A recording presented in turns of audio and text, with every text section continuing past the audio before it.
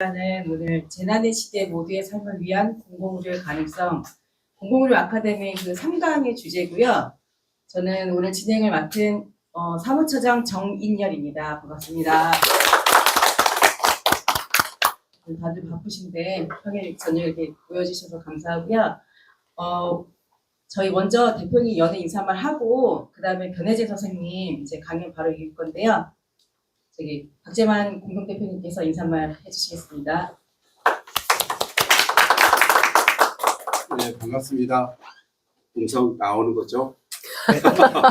저번에 2강 때를 화면 다 찍어놓고 음성이 안 나와가지고 그러는데 이번에는 참여시 될 거라고 생각합니다. 소개받은 저는 공공의료 성남시민행동 공동대표 맡고 있는 박재만입니다. 반갑습니다. 사실은 대한민국에서 공공병원 설립 하나 하기가 참 어렵습니다. 다들 아시겠지만. 그런데 뭔가 더 나은 공공병원 이야기한다는 게 어떻게 보면 너무 앞서가는 것이 아닌가 그럴 수도 있다고 생각해요. 하지만 이제 뭐든지 숫자만이 중요한 것이 아니라 그 안에 무엇이 있는가는 매우 중요하다고 생각합니다. 사실 저희 단체가 성남시 의료원 시민들과 함께 공공병원 만들어 왔는데 그 역사가 참 지난했습니다.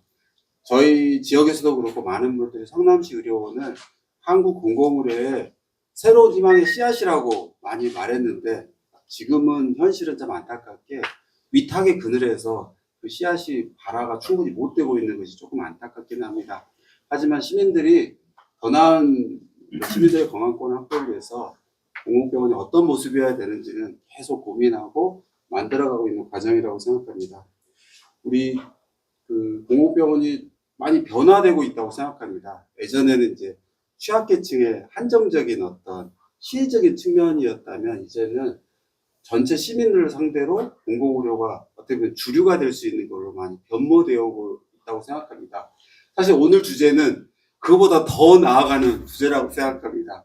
우리 공공병원이 시민들의 건강뿐만 아니라 삶에 정말 든든한 버팀목이 될 수 있으려면 어떤 것들이 우리가 고민해보고 만들어가야 되는가 그런 주제라고 생각합니다. 저희 단체가 그동안 해왔던 것들이 나아갈 방향을 이야기하는 자리라고 저희는 자부합니다. 그 자리에 흔쾌하게 강연을 좀 준비해 주신 우리 변혜진 교수님 감사드립니다. 기대합니다. 감사합니다. 바로 해주시겠습니다. 네.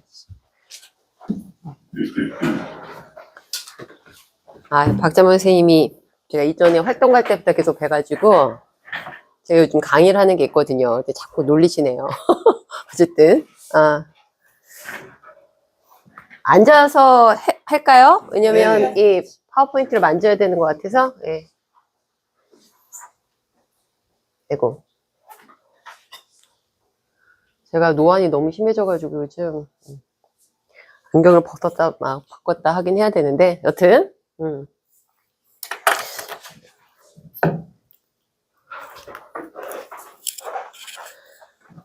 네, 저는 아주 작은 그 연구단체에서 활동하고 있습니다. 연구 공동체란 이름이 담긴 것처럼 아주 작은 규모인데 의료만 있는 의료 쪽만이 아니라 뭐 여성, 정치, 그다음에 뭐 수의, 그다음에 또 법조, 뭐 여러 가지 아무튼 다양한 분들이 모여서 꾸려진 단체고요. 2007, 8년에 FTA랑 광우병 운동을 하면서 이게 광우병도 그럼 우리 사회의제, 간이제라고 하는데 이 분야 나뉘어진 부분에서 빠져있는 어떤 문제들이 좀 있네 라는 고민 때문에 그때 뭉쳤던 사람들이 자주는 아니더라도 모여서 이렇게 같이 작업을 하고 협업하는 일을 좀 해야 되지 않겠냐 이렇게 해가지고 만들어진 작은 그 단체고요. 저희 김용전 선생님이 그거 만들 때부터 처음부터 지금까지 회부도 내주시고 혼내주고 계시는 그런 데로 생각하시면 될 것 같습니다. 저는 오랫동안 보건의료 단체연합에서 활동을 했어요. 얼추 한 17년 됐던 것 같아요. 그때로 보니까. 그리고 이제 있다가 넘어와서 원래 제가 의료 쪽 활동을 했던 게 아니라 사실 공부를 했다고 하면 저는 사회학을 했거든요. 그래서 나중에 내가 하고 싶었던 일들을 조금 다르게 해보자라고 생각해서 이쪽에 하고 있는데 오늘도 사실은 요즘 의료 얘기를 자주 하지는 않고요. 제가 의료보다는 뭐라 그래야 되나, 건강에 관한 문제들을 가지고 얘기를 좀 드리려고 하는 것도 있고, 그리고 이 건강보다도 더 넓게 보면 몸? 그러니까 우리 몸에 관한 문제를 가지고 좀 이야기를 해보면 어떨까 하는 고민들을 갖고 있어요. 그러니까 제가 오늘 뵈니까 아주 젊은 분들만 오신 건 아닌 것 같아요. 그런데 제가 요즘 고민하는데, 저는 어쨌든 여전히 사회운동가라고 생각하고, 제가 활동가임에 굉장한 자부심을 갖고 있는데, 한국사회 활동이, 어느 정도 잠깐의 침체기를 좀 겪는 어떤 것이 있다면, 그게, 너무 이렇게 몸에 관한 이야기를 풀지 못했었던 어떤 측면이 있는 게 아닌가? 우리 존재 자체가 되게 취약하고 생로병사를 겪고 누구나 죽고 이런 얘기를 그냥 말로는 했는데 그것을 정말 우리가 그렇게 생각하면서 몸으로 무언가를 설명하고 이해하려고 했던가? 라는 고민들을 좀 하고 있어요. 그래서 머릿속에 몸에 관한 이야기들, 몸을 가지고 이야기해보는 어떤 방법, 이런 것들을 조금 지향하면서 말씀을 드리겠다라는 거를 전제를 드리겠습니다. 먼저, 우리가 싫건 좋건 현재의 시기를, 현재의 우리가 처한 세계를 명료하게 좀 인정은 해야 될 것 같아요. 우리가 어떤 상태에 있는가라는 것을 확실히 알아야 진단을 제대로 하고 어떤 방향 속에서 우리가 지역사회나 혹은 큰 사회운동이나 더 나아가 세계와 연관된 속에서 우리의 운동을 방향 잡아갈 것이냐라는 문제가 있을 것 같아서 제가 생각하건대 건강, 의료, 그리고 공공병원, 공공의료 이런 문제와 연결된 측면에서의 현대의 시대의 규정이라는 얘기를 좀 먼저 할 거고요. 저는 이 시기를 재난의 시대라고 정의를 합니다. 그리고 두 번째는 제가 제목에도 굳이 붙였는데 모두의 삶이라는 문제, 이 삶이라는 건 그냥 살아있음, 그리고 내가 아니라 아무도 두고 가지 않겠다. 모두 같이 갈 거야 라고 하는 이 모두의 문제를 WHO가 Health for All이라고 불렀던 그 all의 문제를 정말 우리가 생각하는가? 라는 문제에서 모두는 뭘까? 라는 얘기를 할 것이고 그런 가정하에 우리가 공공병원 운동도 하고 공공의료 강화 운동을 한다면 어떤 방향과 가능성들을 한번 타진해보고 고민해보고 또한 실천해볼 것이냐 라는 얘기들을 하게 될 것 같습니다. 그래서 그런 과정에서 그러면 의료는 어떠해야 하는가? 그리고 어떻게 재구성되어야 하고 우리는 어떤 의료를 요구하고 우리의 권리로 얘기해 볼 수 있을 것인가 라는 얘기를 드리게 될 것 같아요.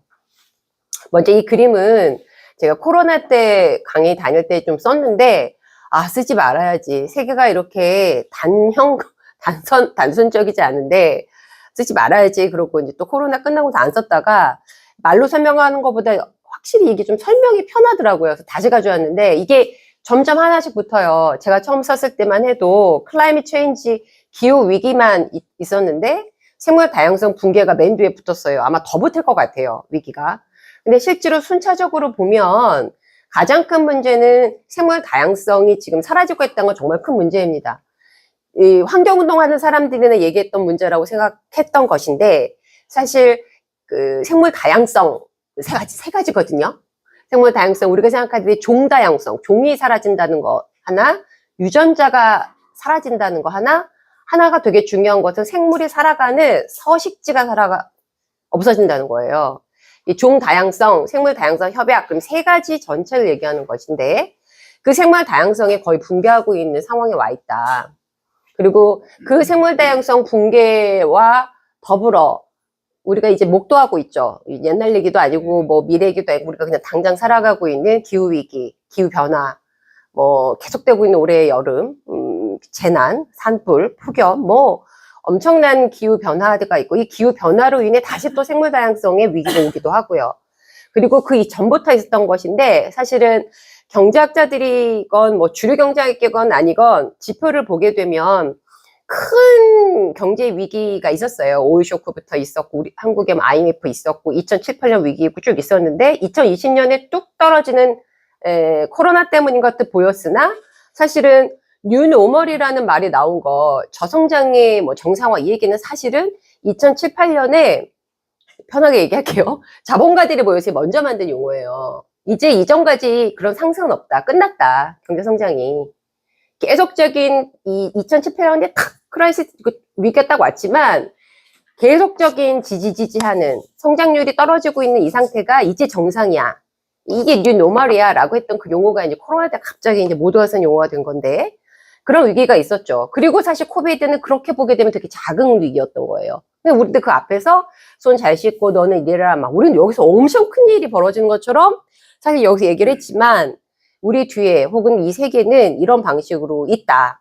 그리고 이 모든 지구는 둥그니까 둥글고 서로 영향을 주는 상황의 공간과 시공간 안에 내가 있고 내 옆에 사람이 있고 내 가족이 있고 오늘 뭐 만나신 환자가 있고 지나가는 할아버지가 있고 뭐 여기 청년이 있고 이렇다. 이런 관계 속에서 이제 얘기를 해보자라는 거고요. 그래서 하나하나 그래도 조금씩은 알고 넘어가자. 뉴스만 보는 그런 건데 얼마나 심각한지를. 저는 생물 다양성 문제는 되게 심각하다고 생각하는데 지구가 중요하다고 하잖아요. 그러니까 지구가 왜 중요할까요? 지구가 다른 때보다 중요한 거는 생명체가 있어서 중요한 거예요. 정말 중요한 문제인데 생명체가 있고 이 생명체가 사실은 과학자들이 발견해낸 생물종을 또 못 외우겠는데 얼마 안 돼요. 그러니까 익히 짐작하건대 뭐 어느 정도의 생명체가 있는데 우리가 규명해낸 생명체가 거기에 10분의 1, 8분의 1밖에 안 된다고 잘 알고 있는데 이 너무너무 다양한 생명체가 있다는 사실 때문에 지구가 운행되고 있는 거죠. 그러니까 돌아가고 있고 지속 가능한 거고 우리가 존재하는 건데 이것이 지금 거의 다 붕괴되고 있는 상황이다. 그러니까 문제는 속도. 붕괴가 점진적으로 뭐 소멸도 되고 모두 있고 하면 좋겠는데 그게 아니라 1970, 특히나 1970년도부터 지금까지의 멸종의 속도가 너무 가파르다는 거죠. 근데 이 생물종 다양성이 어떤 문제를 얘기를 했냐면 우리를 책임져주는, 인간의 몸을 책임져주는 사실상 눈에 보이지 않지만 엄청 커다란 안전망이었다는 거죠. 물이나 공기나 환경이나 이런 것들을 자체적으로 정화할 수 있었고 그것 때문에 뭐 토양 상태가 유지돼서 우리가 농사도 지을 수 있었고 뭐 기후도 마찬가지죠. 뭐 이게 다 순환하면서 있었던 거니까. 그래서 우리가 우리가 먹고 있는 거, 인간의 몸이라는 게 먹어야 되는데 먹는 대부분은 다 그런 생물 다양성의 존재의 형태 때문에 얻어진 거다라는 거고 그것만인가요? 우리가 얻고 있는 연료도 그렇죠. 연료가 그랬고 옷도 그래요. 옷을 어디서 가져오나요? 모든 영양분, 모든 것들이 우리가 먹고 우리가 치료하는 한의학은 더보다 그렇을 텐데 대부분이 이제 특허가 걸리기 전에는 자연 상태에서의 치유, 면역 이런 걸 보고 사실 의약품이나 의료 재료가 오기 때문에 이런 문제도 있었다는 거죠. 근데 말씀드린 것처럼 생물 다양성이 너무나 많이 떨어지고 있는 이거는 뭐 데이터로 보셔도 되고 요즘 좋은 유튜브 정말 많더라고요. 제가 유튜브를 최근에 보기 시작해가지고 유튜브를 안 믿어요. 왜 이런지 모르겠어.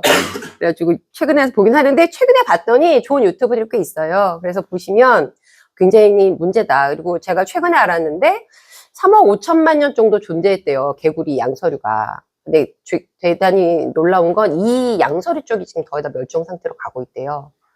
이 양서류 쪽이 멸종 상태로 가게 되면 어떤 문제가 발생하느냐, 이 먹이 사슬이 어떤 상태가 되느냐, 이런 문제들을 봤더니 좀 끔찍하더라고요. 그래서 관심 있는 분 좀 찾아보시면 좋을 것 같고, 문제는 속도. 계속 이것을 논박하는 사람은 뭐 생물은 원래 그랬고 멸종의 시대가 있고 이런 얘기 하는데 그게 아니라 이 속도가 한국의 의료비도 전체적인 증가가 아니라 증가의 속도가 가파른 게 지금 위기거든요.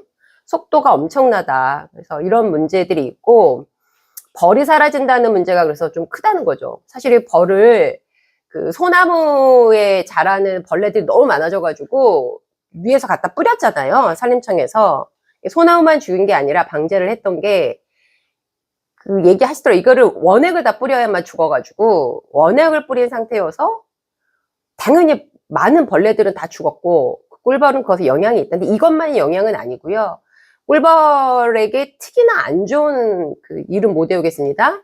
그런 농약도 사용되었다는 것도 있고 그래서 지금 꿀벌이 사라진다면 어떤 문제가 발생하는가 이게 화분이라고 하는데 아무튼 이렇게 연결시키는 그 곤충 중에 꿀벌이 하는 역할은 너무나 커서 아무튼 꿀벌은 너무 중요하다. 근데 학교에서 벌을, 제 딸아이도 옛날에 꿀벌 하도 얘기해서 좋아했는데 요즘 뭐, 벌만 보면 날린 게 그, 벌에 쏘이면은 죽는다 이런 걸 학교에서 너무 많이 이상하게 선생님들이 가르쳐 놓으셔가지고, 여튼, 그래서 그리스나 이런 데서는 이 벌을 살리자라는 운동이 되게 크게 벌어지고 있다. 생물 다양성 문제는 우리의 의식주와 관련된 문제와 우리의 몸이 존재하기 위해 지속 가능성이 매우 필요한 하나의 건강 영역이라고도 볼 수 있다라는 거고요.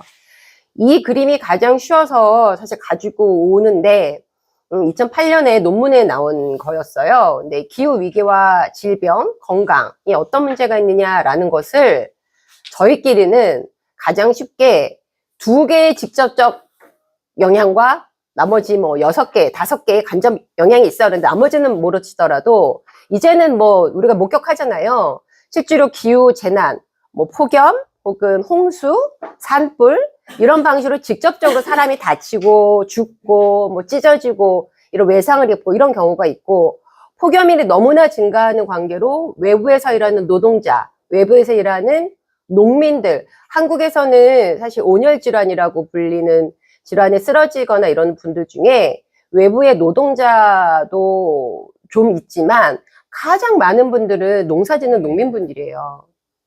노인분들하고 아동은 사실은 신체적으로 온도 변화를 지각해서 자기가 이 온도를 맞추는 능력이 굉장히 떨어져요. 아이들도 그렇고, 아이들이 그래서 더운지 모르고 막 쪄놓다가 쓰러지고 이래서 아이들 모자 씌워라 하는 이유는 진짜 중요한 문제인데, 어쨌든 자기가 못 느끼는 거예요. 못 느껴서 가보면 뇌가 이제 40도 지글지글 타고 있는 상태가 되거나, 지금 농민분들이 굉장히 많이 쓰러지고 있고, 이 농민분들이 있는 농사 짓는 지역의 문제는 제가 그 전년농 분들하고 최근에 다른 애 때문에 만나봤더니 최근에 의료 대란 때문에 거기서 일하는 공중보건의를 차출한 것도 문제지만 논밭이 저기 있는데 간이 화장실이나 그늘이 없어요.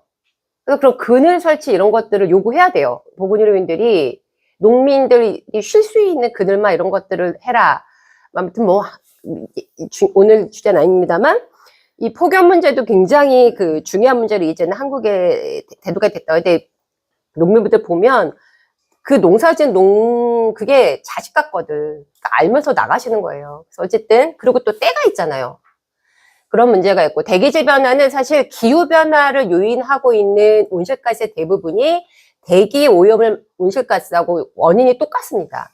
근데 대기질이 가장 많은 전체적으로 전 세계적으로 사망률에 영향을 미치는 아주 큰 요소예요. 그래서 기후변화 요인을 바꾸기 위한 아주 핵심적인 문제를 바꾸면 대기의 질도 상당히 좋아지는, 그래서 사망률을 기본적으로 줄일 수 있고, 뭐 아이들 아토피나 천식에도 굉장히 큰 영향을 미친다는 거고, 수질오염 문제도 중요한 것이 홍수가 한번 쭉 오잖아요.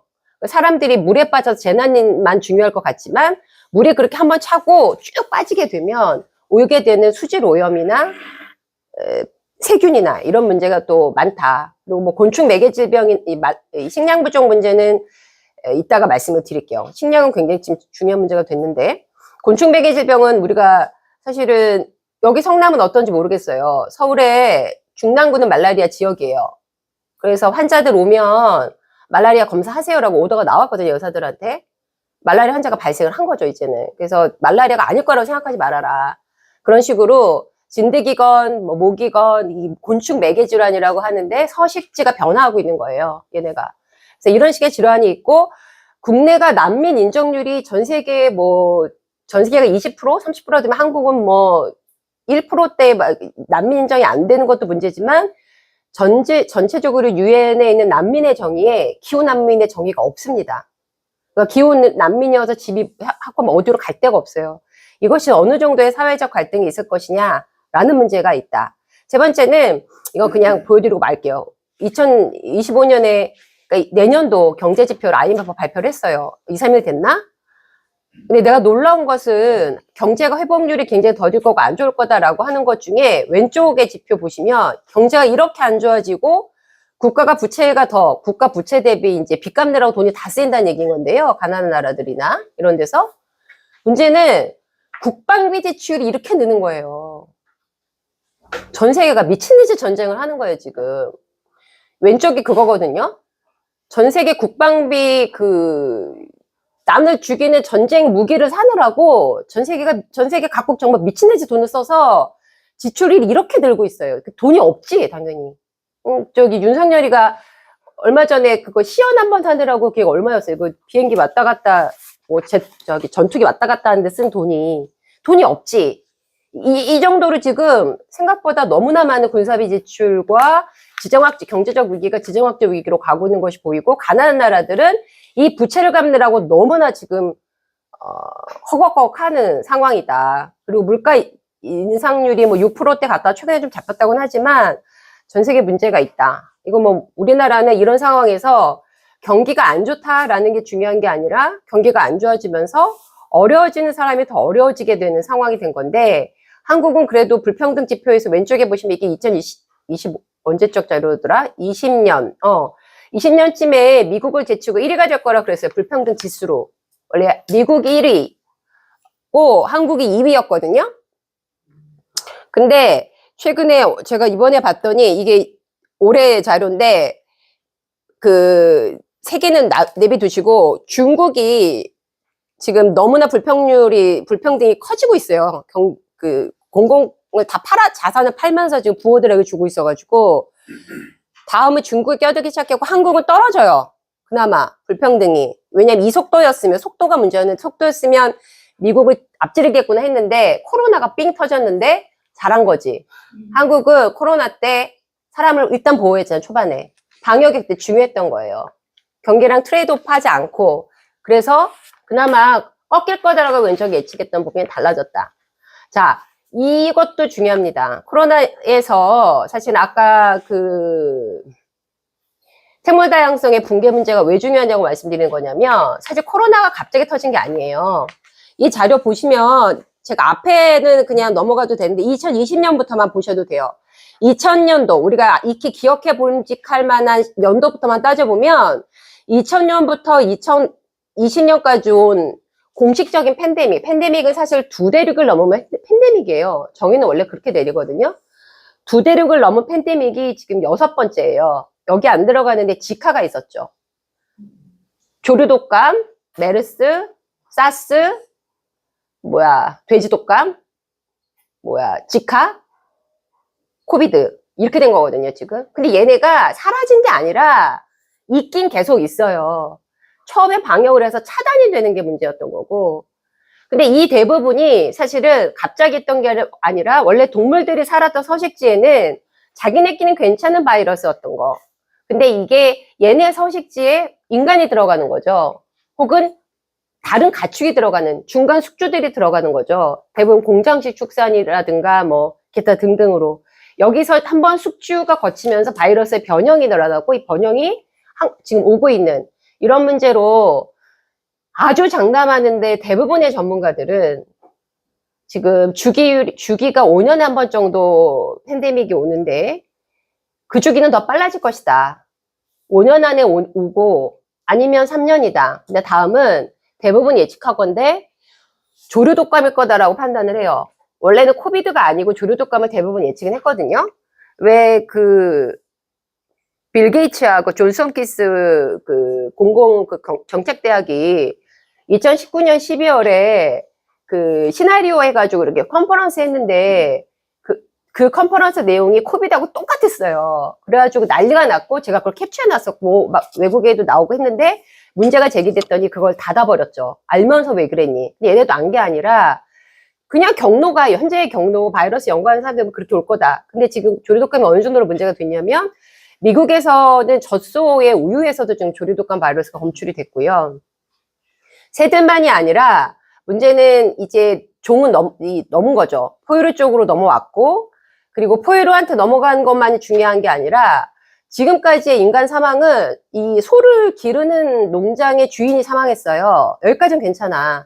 근데 최근에 지금 계속 조사 중인 오른쪽의 뉴스는, 이 최근 뉴스인데, 이 사람 아무런 경로가 없어요. 그럼 이 사람은 왜 조류독감의 바이러스에 감염됐지? 이것 때문에 CDC 국제인 공식적으로 기자회견에 나와서 얘기했어요. 이 정도의 바이러스의 변이의 속도면 인간 대 인간의 전염은 아닌 건 아니고 언제일지만 중요한 거지, 전염은 바이러스의 변이는 반드시 있다. 라고 발표를 했거든요. 지금 전 세계로 조류독감의 문제인 건데, 물개가 떼죽음을 당해서 물개가. 이게 난미예요. 난미는 지금 떼죽음으로 문제는 그 동물학자나 바이러스 이 사람들이 그런 게 이렇게 떼죽음은 아니었다는 거지. 새들이 떼를 죽는 건 몰라도. 이거는 이스라엘이에요. 펠리컨이 떼죽음을 그냥. 저 여기다 사진을 다 못 넣었는데, 그냥 대륙 다. 지금 검색해 보시면 전 대륙으로 다 조류독감이 다른 동물에 감염을 시키고 있다. 한국에서도 지금 난리가 났죠. 근데 새를 어떻게 다 죽여요? 응? 지금 그래서 생태적인 문제, 생물 다양성 문제, 서식지 파괴 이 문제가 우리의 건강과도 연결이 돼 있다라는 거고요. 문제는 이런 식의 재난들이 아까 말씀드린 기후거나 생물 다양성이나 뭐거나 이런 식의 재난의 문제들이 대부분 특정한 사람들에게 먼저 가고 특정한 사람들을 향하여 더 고이고 더 흐른다라는 게 문제죠. 우리가 뭐 얘기 안 해도 불평등 문제가 어떤지 아시니까. 그래서 이걸 우리가 재난 불평등이라고 하는데 K자 방식으로 진행이 된다는 거죠. 가난하거나 사회적 자원이 없는 사람들이 더 먼저 이 고통을 자주 겪다 보니 당연히 회복도 느리고 이런 상태로 반복되고 있는 것이 문제고, 이런 재난 불평등과 건강 불평등은 하나의 연결고리로 있다. 코로나 얘기를 제가 거기다 넣지 못했던 것 같아요, 자료집에는. 근데 사실 코로나가 원래 팬데믹이라는 뜻이 모든이라는 뜻하고 그다음에 사람들이라는 의미에서 유행을 해가지고 팬데믹이거든요. 근데 리처드 호튼이라는 미국의 의학자가 코로나는 팬데믹이 아니라 신데믹이다라는 얘기를 코로나 당시에 썼어요. 왜냐면 그 네노라는 의사들이 쓰는 논문의 잡지였는데 뭐라고 쓴 거냐면, 야, 의사들 니네 알지 않았어? 건강 불평등이라는 문제가 가장 큰 그 질병을 낳는 원인이라는 거, 그리고 그 소위 말하는 지금 기저질환, 그때 당시 만성질환, 그 코로나가 그냥 감염되고 감기처럼 앓다가는 게 아니라 그 코로나가 어떤 질환이 있는 사람에게 딱 떨어졌을 때 중증도로 확 높아진다라고 했을 때 그 기저질환을 가진 사람들이 대부분 다 가난한 사람들, 다른 사회적 박탈이 있는 사람들이 있다는 것도 다 알고 있던 거 아니야? 우리가 그렇게 많이 발표했던 거 아니야? 그렇다면 의사들, 우리의 실패 아니니? 우리가 그들의 기저질환과 만성질환의 불평등을 치료하지 못했던 것이 지금 이 재난으로 당하는 건 아니니? 라고 하면서 이 치료의 실패를 인정해야 할 필요가 있다라고 하면서 다시 이 불평등 문제와 코로나 문제를 다시 바라봐야 된다라는 얘기를 했었죠. 뭐 그때 당시 코로나가 오면 바이러스는 모두에게 평등하다 그래가지고 근데 뉴욕 시장이었던 사람이 코로나 걸리고 거대한 평준화의 도구가 될 거다 하는데 무슨 평준화 도구가 돼요? 불평등의 완전한 불평등을 그 이후로 전 세계가 겪었죠. 왼쪽은 건강 불평등에 관한 얘기입니다. 예를 들면 자료가 없을 것 같은 사진 제가 못 넣으셔가지고, 이게 뭐냐면 어려운 얘기가 아니라 모든 죽음이, 회색의 모든 일반적인 죽음이 소득 격차, 박탈 지수가 높을수록 훨씬 많이 죽는다는 거고요. 코로나 역시 마찬가지였다는 거예요. 마지막이 좀 떨어지는 이유, 항상 건강 불평등 얘기하면 맨 마지막 잠깐 떨어져요. 왜냐? 이분들은 어떻게 죽는지를 몰라. 너무 없는 사람은 병원을 안 가보고 죽어서 카운트가 안 돼서 너무 마지막 사람 항상 약간 한 번씩 떨어져요. 어쨌든 우리나라도 이거 안 보이실 것 같은데, 그냥 이거를 저희는 이 자료를 왜 안 내? 우리나라는 왜 건강불평등 사망률이 없지? 그래서 논문이 안 나와서 너무하네 이랬는데 그게 아니고 한국의 학자들은 한국 논문을 쓰면 점수가 하나도 안 돼요. 그래서 모든 논문을 영어로 냅니다. 그 영어 논문을 찾았더니 있더라고요. 그래서 김명희 선생님을 비롯하여 국립의료원의 데이터 센터장이시거든요. 데이터를 굴리셨어요. 돌린 차례 이거 그냥 한국어로 번역해서 제가 띄운 건데, 역시나 의료급여 환자, 장애인, 가난한 쪽이 훨씬 많이 사망했다라는 공식 자료가 나왔어요. 언론에 별로 안 나왔지만. 그래서 똑같이 그런 방식이 있었고, 이것 때문에 이 지진을 연구했던 사람이 나는 지진만 봤는데 지진을 계속 보다 보니 왜 지진이 나고 나면 어려운 사람만 맨날 죽고 그 사람들만 또 회복이 안 되고 문제가 되지라고 고민을 하다가 이 머터라는 사람이 책을 썼죠. 그리고 그 이름을 재난불평등이라고 붙여서 유명해졌어요. 그래서 이 재난불평등과 몸에 관한 문제는 무엇보다도 그런 상태에 있는, 제가 말하는 건 가난만이 아니고요.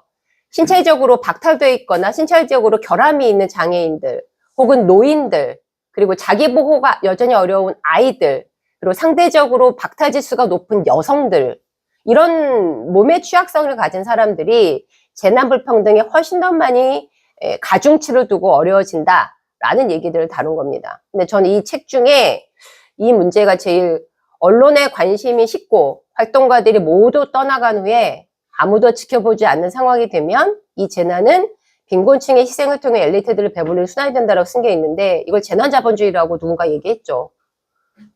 재난자본주의 아주 그냥 딱 아는 거는, 쓰나미가 한 번 오고 나서 쫙 쓸려고 갔더니 태국의 그곳을 힐튼이나 이런 애들이 다 사가지고 거기다가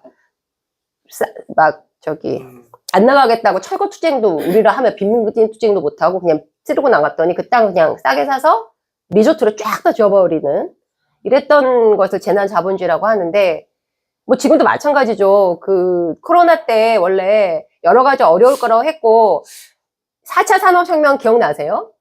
그 4차 산업혁명이 2007, 8년 위기 있고 다보스 포럼이라고 입장료가 8천만 원이에요.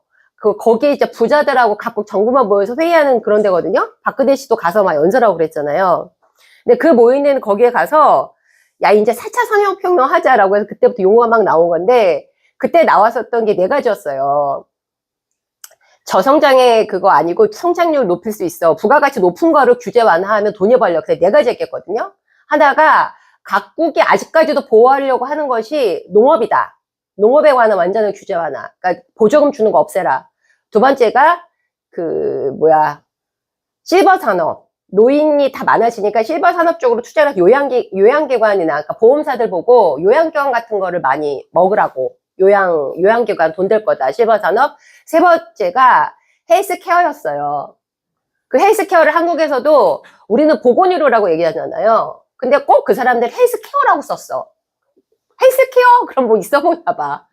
헬스케어라는 용어를 썼고, 하나가 원래 디지털 에듀케이션이었어요. 교육이 그 나라의 문화적 가치가 있기 때문에 민영화가 쉽지가 않다. 그리고 이 교사들도 있고, 그래서 디지털라이제이션 하는 거 쉽지가 않다. 근데 웬걸? 코로나가 뻥 터지니까 다 됐잖아요.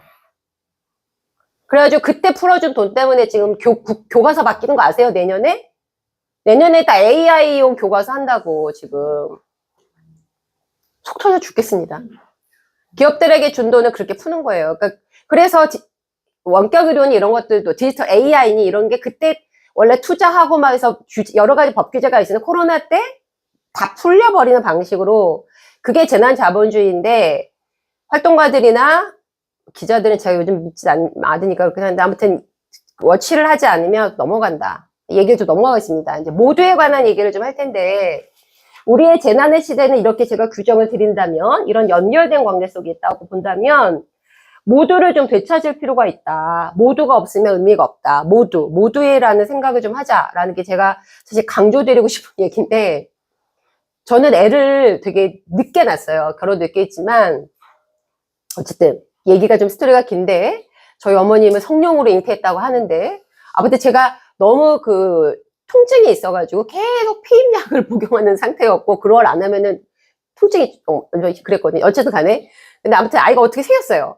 그 전까지 제가 사실 아이의 시선으로나 취약자 아이 이런 거에 관심이 없다가, 아이를 생기고 아이를 키우다 보니까 세상에 왜 이렇게 위험한 것이 많으며, 왜 이렇게 불편한 것이 많으며, 왜 이렇게 계단은 많으며. 근데 나중에 알았죠.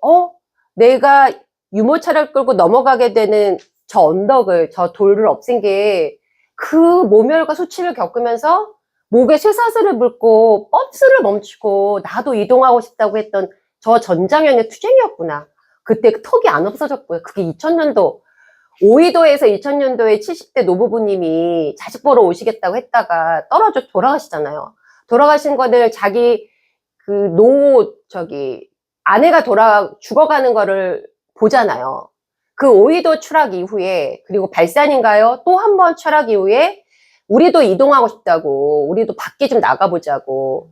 그래서 싸우기 시작하면서 엘리베이터가 생긴 거잖아요. 지하철 엘리베이터가 없었어요. 지금도 완전히 다 만들어라 하는 거고. 버스도 마찬가지죠.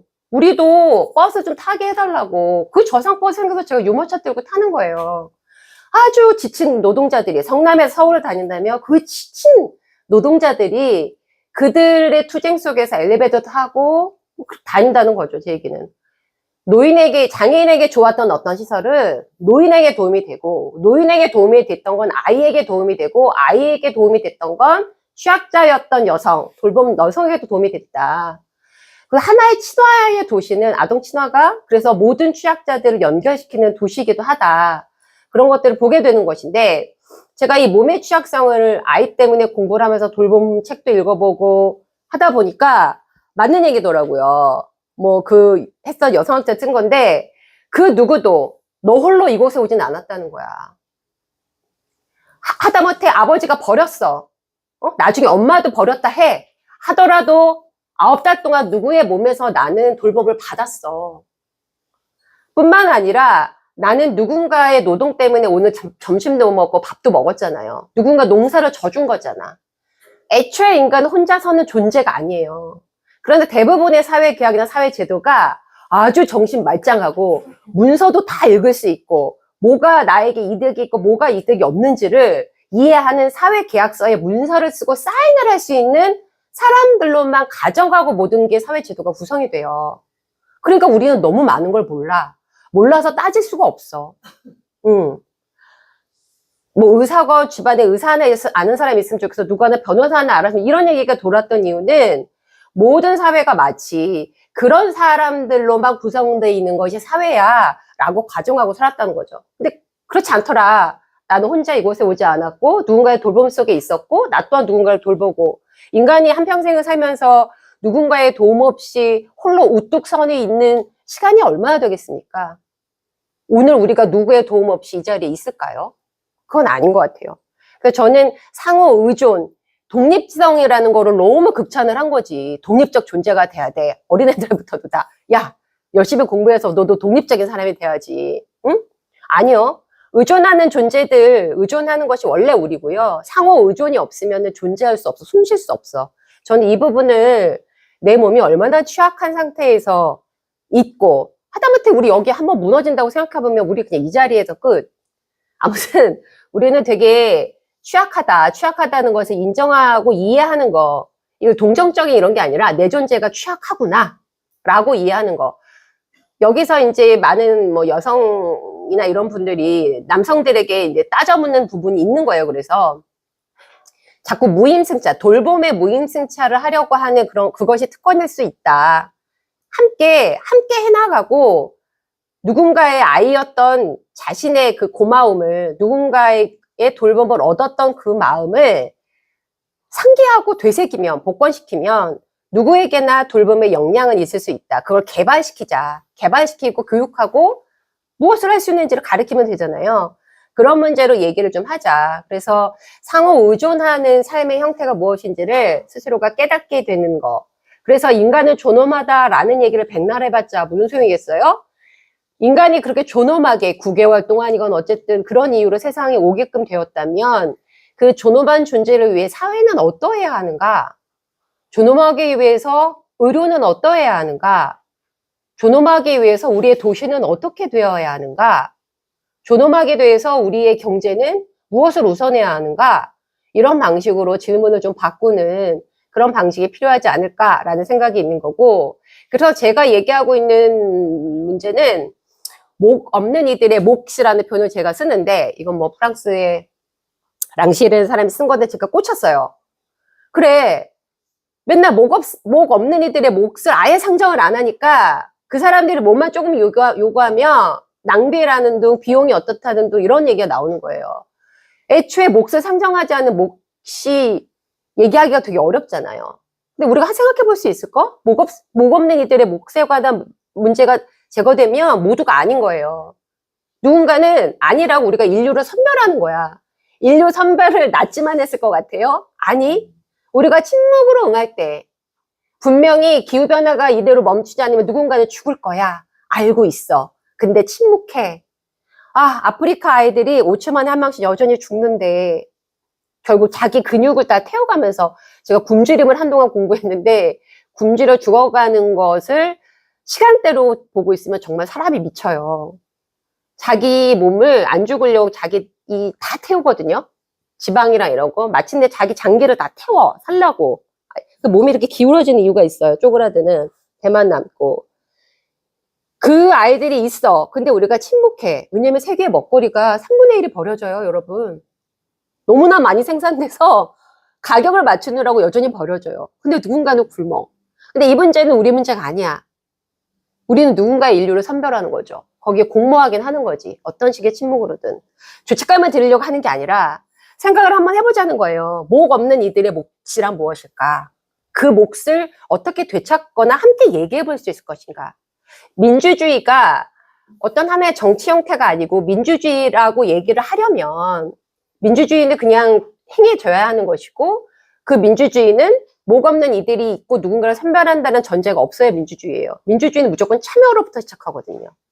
전 이 문제로 모두에 대한 문제를 좀 얘기를 해보자 라는 얘기를 하는 거고 이 얘기를 제가 계속 강조하는 문제는 아까 말씀드린 이 재난의 시대를 제가 알려드린 이것이 동일한 위기를 가정해요. 우리처럼 함께 공공의를 만들자 말고 나만 살자, 나만 잘 되게 해주세요. 책 제목이에요, 이거. 나만 잘 되게 해주세요라는 책 제목이 있거든요. 기도 교회 가서도 나만 잘 되게 해주세요. 여러분 많잖아요. 나만 잘 되게 해주세요라는 쪽에 있는 어떤 분들은 저랑 똑같은 위기를 알긴 알거든요. 근데 그들의 해법은 다른 겁니다. 인구가 너무 많아서 그래. 사람들이 문제야. 사람들이 문제야 라는 얘기는 아주 망령스러운 얘기예요. 어느 사람이 문제라는 거야. 그럼 지금 사람이 많아? 인구가 과잉돼서 그렇다고? 아니요. 식량이 버려진다니까요.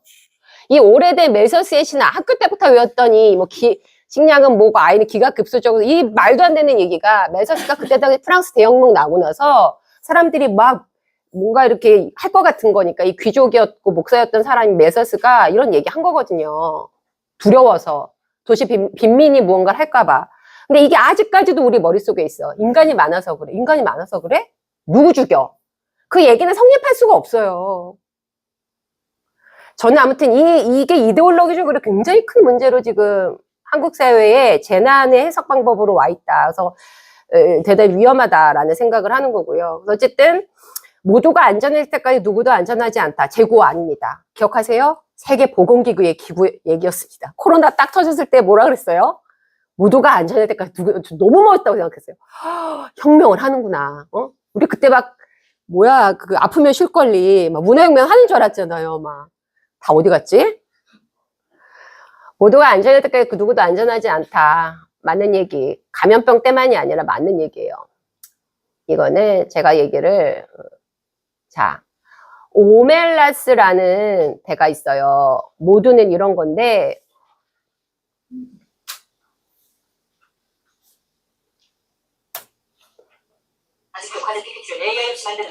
오멜라스라는 곳은 엄청나게 행복한 곳이래요. 응? 너무 행복해가지고 이거는 엄청 제가 좋아하는 SF 작가인데 생각이 안 나네. 엄청 유명한 여성 작가인데 엄청 요즘 유명한 딱 들으면 아시는 어슐러 르긴. 돌아가신 분이긴 했는데 이분이 소위 말해 공리주의적인 사고 이런 거를 비판하기 위해서 쓰신 거긴 한데 여튼 간에 너무너무 행복해. 우리가 상상하는 모든 것이 다 있어 거기는. 근데 그곳에 하나의 비밀이 있대요. 정치인들이 하는 우리라고 하는 국회의사당 같은 건데 그 지하에는 소설에 그렇게 나와요. 6살, 9살, 아니 혹은 12살. 너무 못 먹어서 어느 정도 나이인지 알 수 없는 한 소년이 굶주림으로 노예처럼 그렇게 있어. 근데 그 아이가 없으면 오멜리아라는 곳에 모든 행복이 사라져. 그걸 어느 나이 때쯤 되면 오멜리아에 사는 사람이 다 알아. 그러면서 벌어지는 그걸 알면서 우리는 어떤 얘기를 할 것이냐라고 하면서 했던 얘기예요. 이게 모두의 저는 되게 좋은 거라서 한번 들어보시고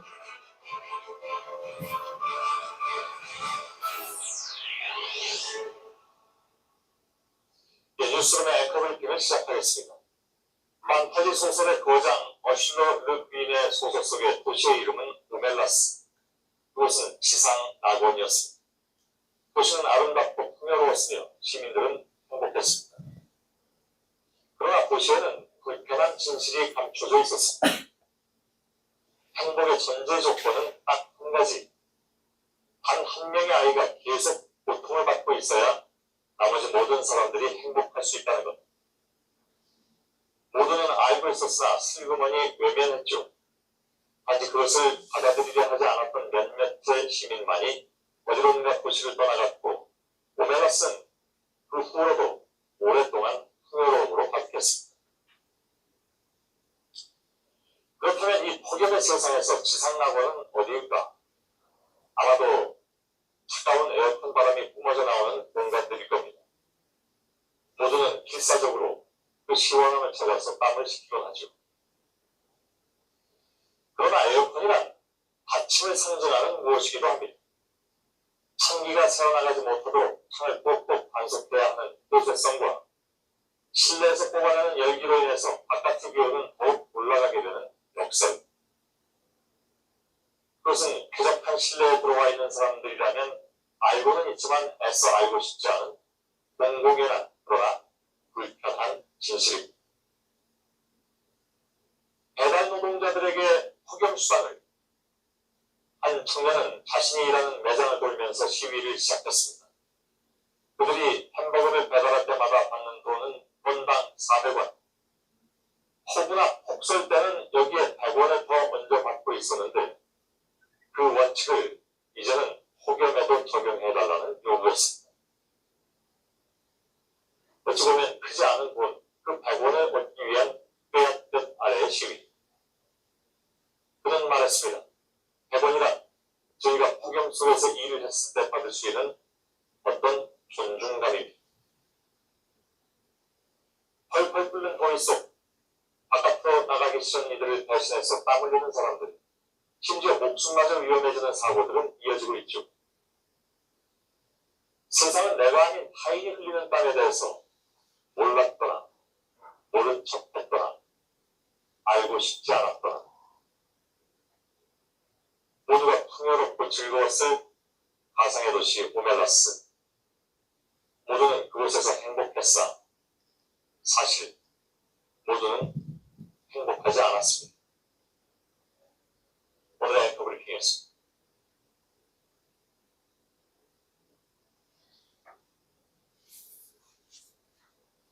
그렇죠.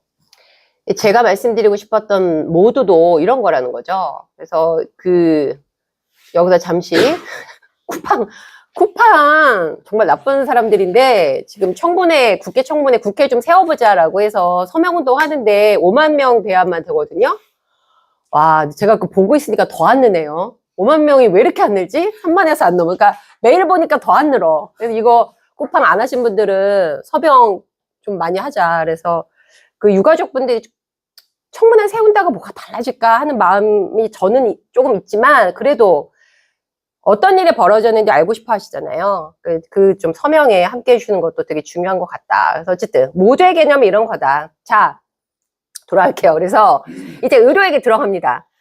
제게 주어진 시간. 그래서 의료 얘기로 들어갈 텐데 의료는 그러면 어떠해야 하는가? 의료 이런 상황에서 모두의 삶을 위한 것이 이런 가치적 지향이 있다면 우리는 의료는 어때야 하는가라는 건데 이론적이긴 하지만 저는 의료를 아주 높은 의미로 치고 싶지는 않아요.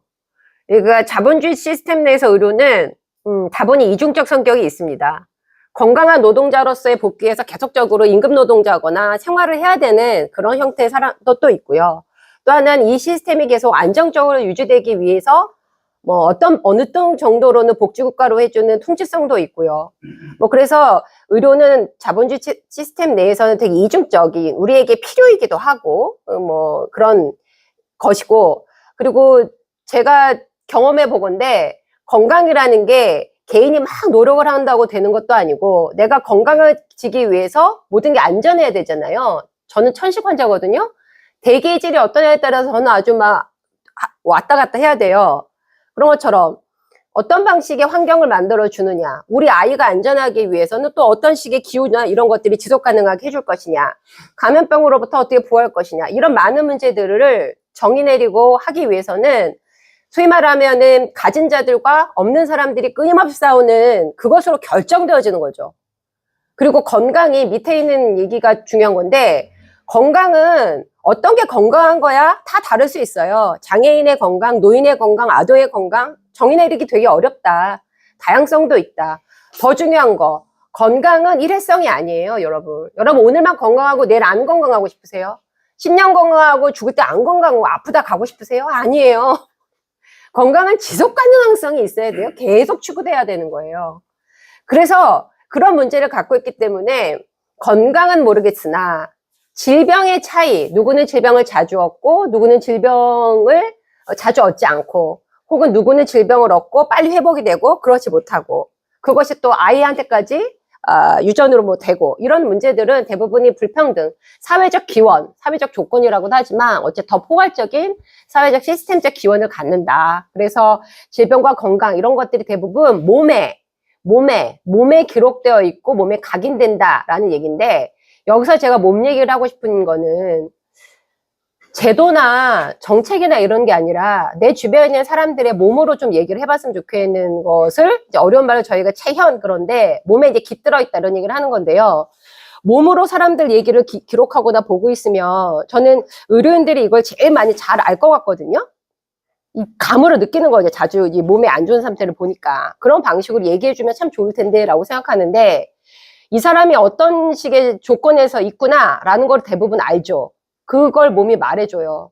그리고 어떠한 사람은 이렇다라고 저렇다고 얘기는 하지만 실제로는 그렇지 않은 몸을 또 보여줘요. 또 하나는 몸은 사람들이 이건 말하면 안 돼, 그런 얘기는 하지 마, 금지시키거나 말하지 못하도록 사회가 암묵적으로 압력을 넣기 때문에 말하지 못하는 몸도 있어요. 동성애, 소수자 이런 사람 대부분 그랬죠. 그래서 몸은 사회가 어떤 식으로도 강제하거나 역사가 결정한 어떤 내용들이 몸에 들어와 있는 거지, 우리가 아주 자유로운 몸으로 그 몸을 채운다는 어떤 것들 얘기하진 않는다. 몸의 상태, 지금의 내 몸 상태는 역사적, 문화적, 다른 맥락적인 것들로의 영향을 받는 그런 방식으로 진행이 된다. 이런 상태가 건강이고 우리의 몸이라면 의료는 어떤 것들을 얘기해야 되느냐라고 봤을 때 한국 의료는 실패했다고 봅니다. 건강은 계속 추구돼야 되는 거기 때문에 의료가 실패했다라고 하는 것이 계속 실패일 것이다 라고 얘기 드리는 게 아니라, 저는 의료의 실패, 혹은 가족의 실패, 교육의 실패, 사회의 실패, 평화의 실패, 누군가 책임을 져야 하는데 그 실패를 인정을 안 하느라고 핑계를 자꾸 대서 엄한 사람들에 대해 문제를 돌리고 있다는 생각 때문에 이건 실패다. 이 자본주의적 시스템이 갖고 있었던 어떤 식의 실패를 인정하지 않음으로 발생하는 문제다라고 얘기를 하고 싶어요. 그것이 환경 파괴, 기후 붕괴, 한국 사회의 인구 저출산이라고 얘기되어 지금 인구 소멸, 지역에 사람이 안 가는 문제, 폭력의 증가, 경쟁 때문에 아이들이 자살률이, 우리나라 자살률 보시면 끔찍해요. 청소년 정신건강 유병률과 입원 자살률이 엄청납니다. 제주도 정신의학과 병동이 대기를 계속 걸어야 돼요. 전 제주도가 왜 그럴까? 제주도 영리병원 때문에 다른 프로젝트 때문에 봤더니 제주도가 아직 평준화가 안 됐더라고요. 거긴 중학교 때부터 평준화가 안 돼 있어요. 그래서 중학교를 어디를 가느냐에 따라서 나뉘고, 성공해서 섬 밖을 나가야지 라는 압력이 엄청 큰, 또 섬 지역이 좁기도 하고.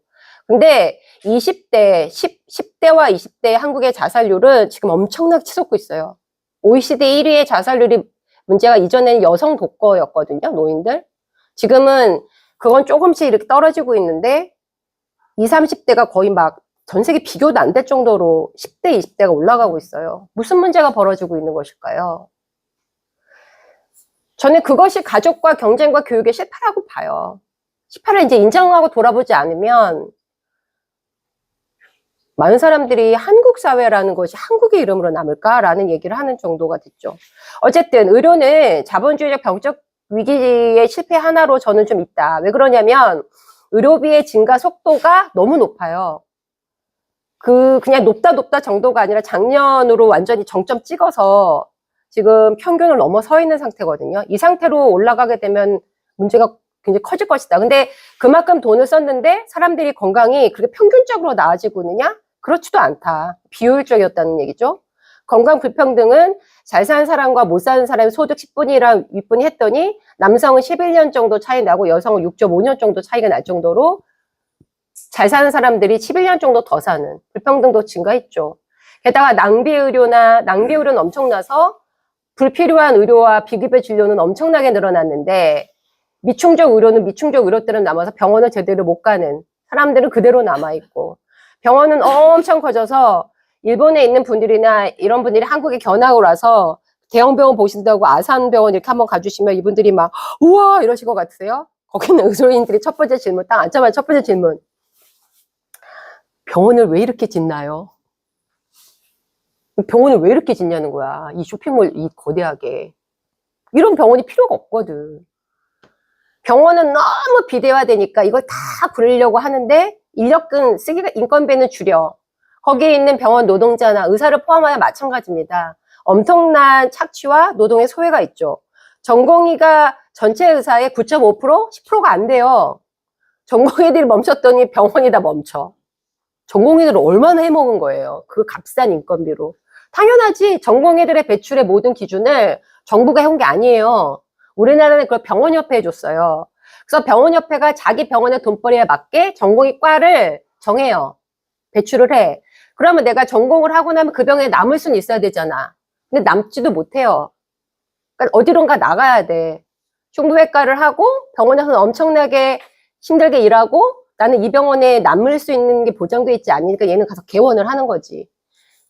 제가 의사들 편이 전혀 아니나 구조적으로 대단히 문제가 있는 비효율적인 방식으로 전공의 교육과 그리고 관리와 그 배출의 과별 비용이 있다. 필수 진료과에 안 가게 되는 게 의사들 단죄의 질문만이 아니에요. 그래서 그런 얘기를 하는 거죠. 전공의들이. 아니 도대체 우리를 그렇게 욕하는데 우리가 지금 양심적으로 어디 나가서 일할 곳은 있어요? 라고 묻는 이유가 뭐 일면의 현재를 보여주고 있는 측면이 있다. 그래서 저는 지금 현재 의료는 이 상태로는 유지 불가능하다.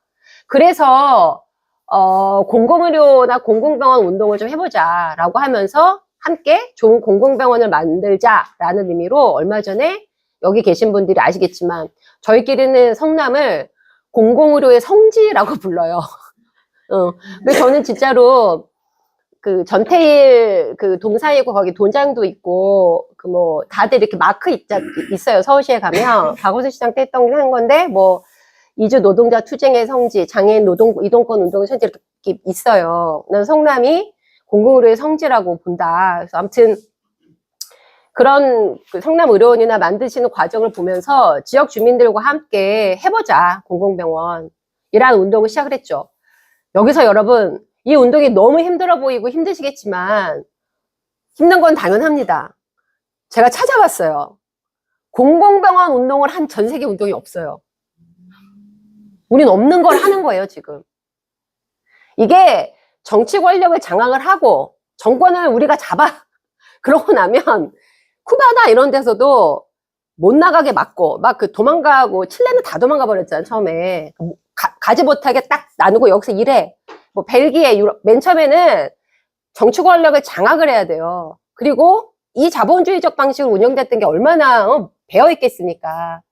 그러고도 도망가는 의사였겠지. 가는 거야. 그래서 재배치를 하시고 재구성을 한 거.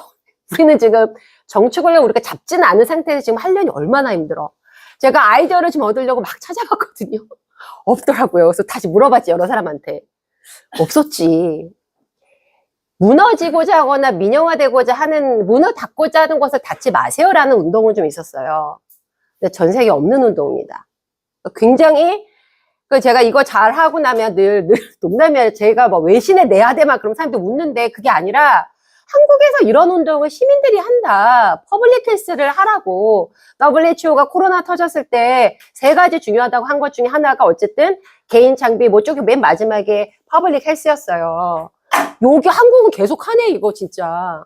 대단한 나라다. 라고 해야 된다는 이유가 전 세계에 없는 운동들이 하고 있다. 어려운 건 당연하다.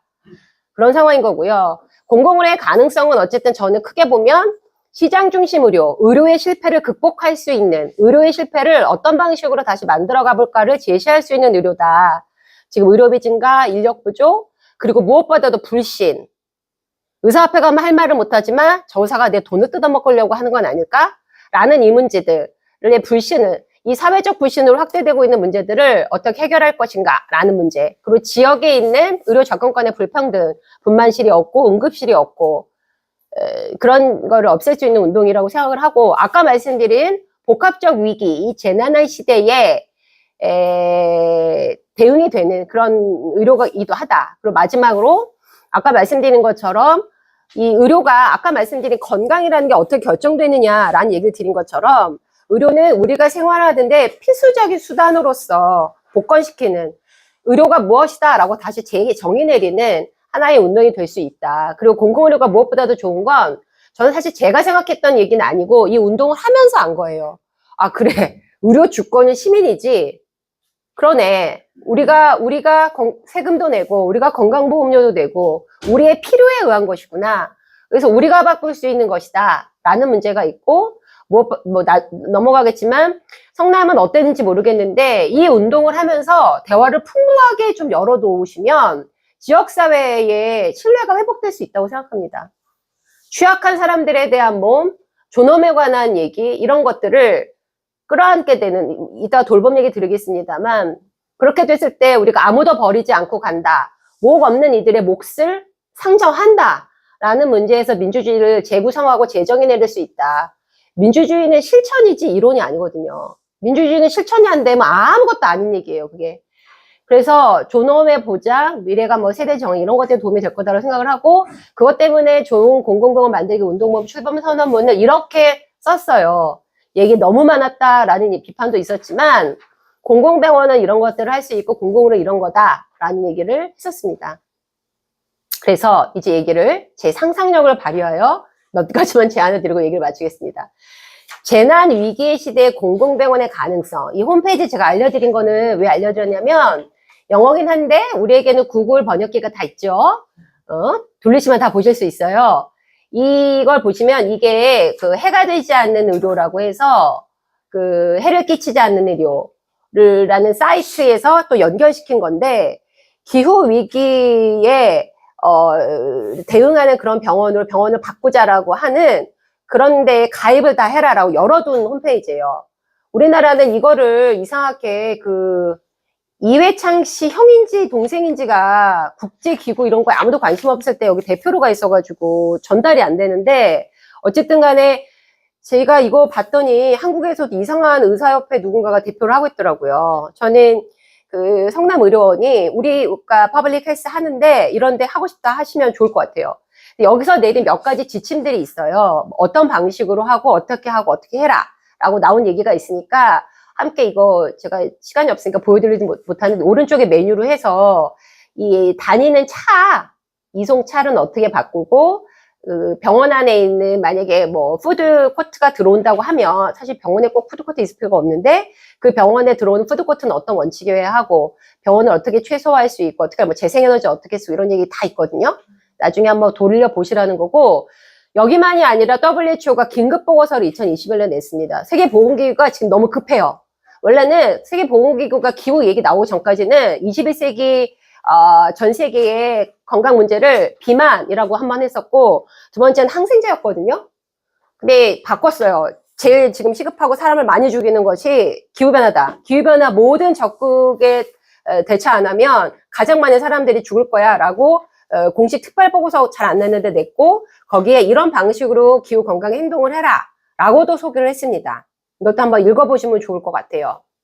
그리고 세계보건기구가 얼마나, 제가 얘기하는 게 의료도 어려운데 너무 방만한 얘기하는 거 아니야 이러실 수 있는데, 세계보건기구 쪽도 연결된 문제들을 함께 얘기하지 않으면 문제 해결이 없어 라고 얘기를 했다는 거고요. 자, 요 얘기부터 좀 약간 자세히 드리면, 아까 제가 말씀드렸던 그 해가 되지 않는 보건의료 쪽 사이트나 우리나라 이번에 가입 안 했어요. 그 카페이라고 해서 기후 그 정상도 모여서 유엔에서 하는 회의가 올해도 열려요. 10월에 열리는데, 전 세계 45개국인가가 저기 선언했어요. 병원 이렇게 바꿔볼게 했거든요. 왜냐면은, 그 낭비 의료가 심한, 저기 뭐라 하나, 민간 의료 중심의 기구, 특히 미국이나 이런 데서는, 거기서 발생되는, 의료 부분에서 발생되는 온실가스가 너무 높아서 감축을 해야 되거든요. 한국도, 전체 배출률을 보면, 전체 배출률도 8, 9위 아니지만, 8인가 9인가 그래요. 의료 쪽에서만도. 낭비가 되게 심한 상태죠. 근데 가입을 결국 안 하고 왔는데, 여튼, 이쪽에서 얘기한 게 뭐냐면, 왼쪽은 이게 성남의료원을 이렇게 바꿔볼 수도 있는 거예요. 돈이 더 많이 들지 않아요. 바꿔놓으면 돈이 안 드는 건데, 자연 채광과 자연 환기 시설로 리모델링을 해요. 이걸 NHS는 하고 있어요. NHS는 2030년까지 병원, 왜냐면 걔네 영국 완전히 국공립이니까 그 병원에 다니는 모든 환자 이송을 다 친환경 버스로 바꿨고요. 환자 하는 거. 그리고 채광이나 이런 거로 바꿨고, 에너지. 병원은 24시간 잠을 안 자요. 재사용 에너지가 필요해요. 물도 사용도 굉장히 높아요. 근데 병원이, 성남의료원이 재생의료를 구매할게 라고 해주면 재생의료 생산의 계획이 생기는 거예요.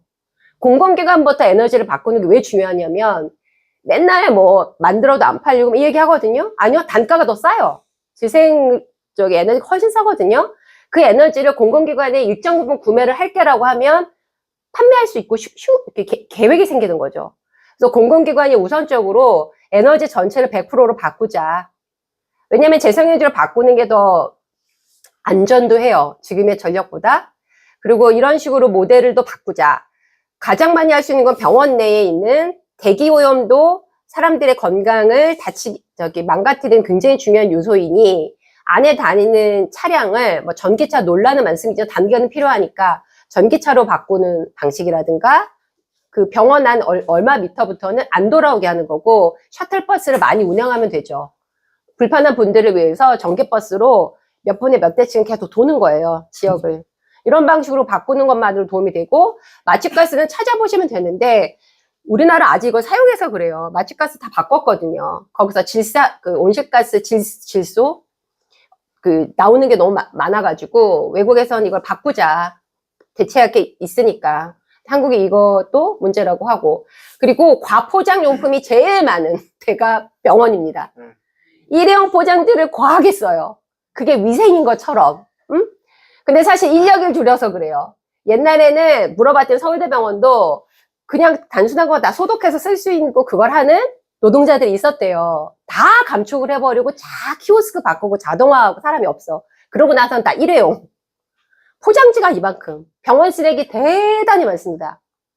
이걸 다 줄이자라고 했고 병원이 NHS는 그렇게 했는데 병원이 친환경 의료나 의약품을 해서 그런 데를 먼저 우선순위로 구매자가 되겠다라고 약속을 해요. 같이 줄여버리는 거죠. 제약이나 의료기기나 제품들을 병원에 들어온 모든 물품들을 일회용품을 가능한 줄이는 방식으로 구매자가 되는 거. 지역사회 구매자, 재생에너지의 구매자, 그리고 친환경 의료 재료의 구매자 이런 방식으로 바꾸는 거예요. 뭐 노사 할 수도 있고 시민들이 원해서 협약식을 맺어도 되고 그리고 그래서 결국 공공병원이 지역사회에서 온실가스를 감축하고 우리 아이들의 성남 이 지역에 있는 어린아이들의 천식 아토피 일단 기본적으로 대기오염을 막을 수 있는 병원의 역할을 나서겠다. 리더십이 구축이 되죠. 그렇게 공공병원의 리더십을 되찾아라. 라는 얘기를 하는 거고 오른쪽은 뭐 이게 너무 가난한 나라 모습일 것 같아서 그럴지 모르겠지만 거기는 이제 인종별로 일부러 하신 건데 에너지를 쓴다라고 의사들이 시위도 하는 거예요. 재생에너지 쓰겠다. 이런 시위 하는 거죠. 가운 입고. 전 멋지다고 생각해요. 한국에서 이런 시위 이렇게 할 수 있다고 봐요. 그런 방식으로 바꾸는 얘기를 이제 했고요. 이런 역할이 아까는 이제 기후재난, 온실가스를 감축하는 방식이 하나였다면 이건 기후재난이 터졌을 때 대응을 어떻게 할 것이냐. 라는 문제라면 여러분이 이거 저도 아직 못 봤어요. 재난 그 후가 넷플릭스인지 뭐 어디 애플 TV인지 한대요. 근데 이 책이 원래 있거든요. 2005년에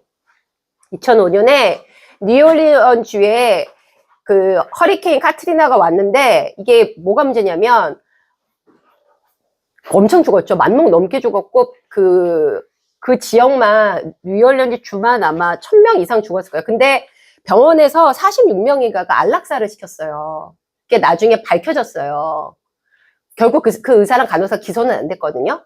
근데 이거를 기자이자 의사인 사람이 6년인가 취재를 해서 결국 이걸 드러냈는데, 제가 중요하게 생각하는 거는 그 핵심이 아니라, 그 안락사를 시킨 이유가 뭐 맨 처음에 병원이 전기가 나가고 누워 있었다, 환자들. 그리고 막 똥오줌이 쌓이고 흘러다니고, 왜냐면은 물이 한번 빠졌는데 제방이 터져가지고 다시 침수됐거든요.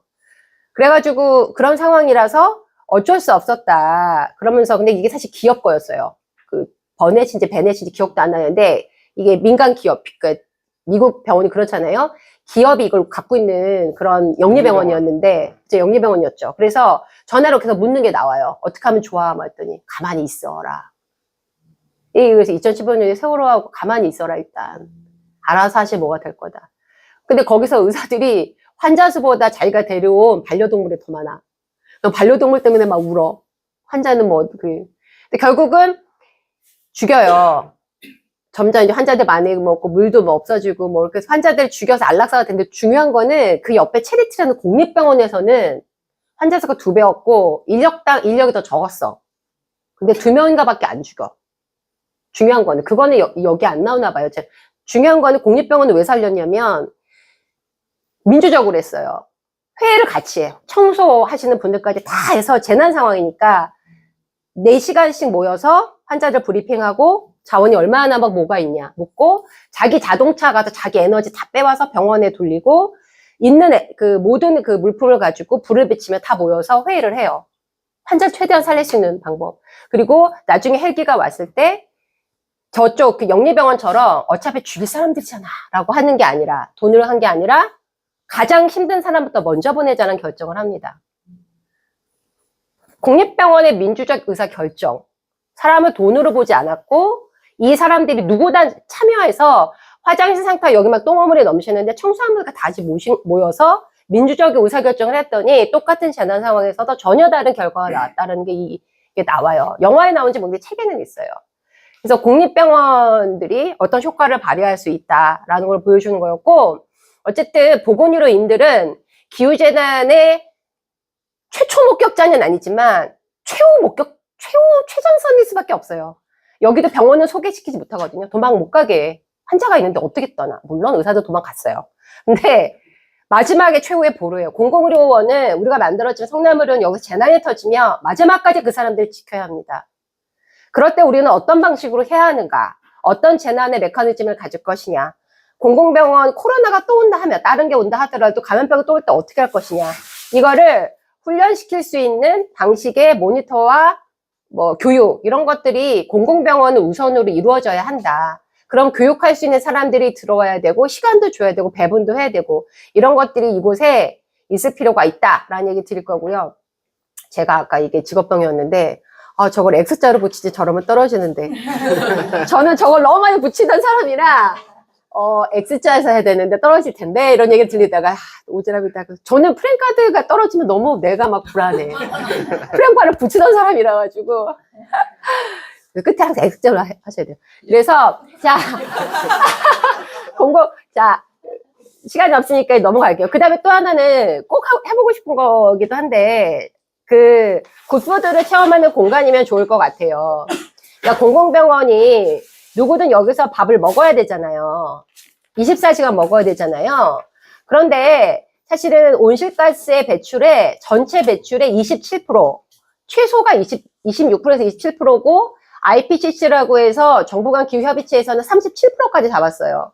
우리가 생산하고 소비하고 재처리 과정까지를 다 하면 먹는 문제, 농업에서 그 정도의 온실가스가 나온다는 거거든요.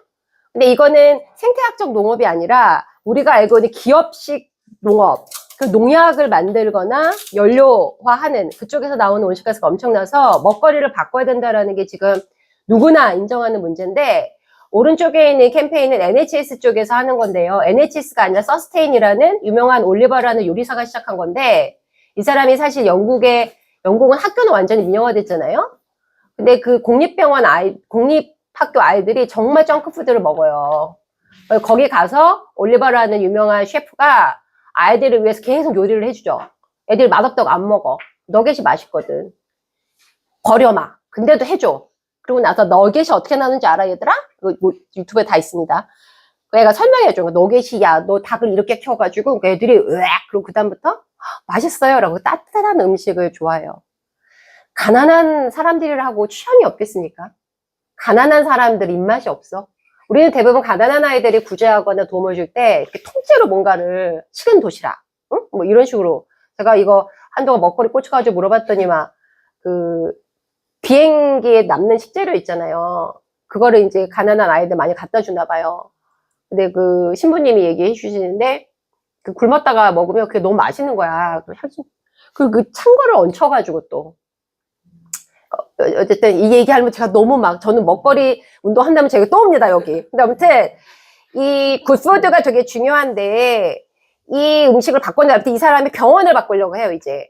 영국도 이 먹거리가 거기가 저기 문제가 많아요. 그래서 먹거리를 바꾸자고 하고 뭘 했냐면 NHS가 협약을 했어요. NHS 병원에서는 가당음료를 없애자라고 선언을 해서 가당음료 자판기를 없앴어요. 몇 개의 병원. 근데 그래가지고 기업들이 난리를 또 쳤죠. 설탕 기업들이, 소다 음료 애들이. 근데 그 홈페이지 보시면 의사가 이렇게 앉아서 뒤에 포스터가 NHS 붙여 있어요. 그 소프트 드링크 대신 워터를 먹어라. 근데 의사가 건강 상담하면서 해주면 얼마나 효과가 좋습니까? 그럼 포스터 만들어서, 응? 대학 의사협회 왜 그런 걸 안 해, 진짜?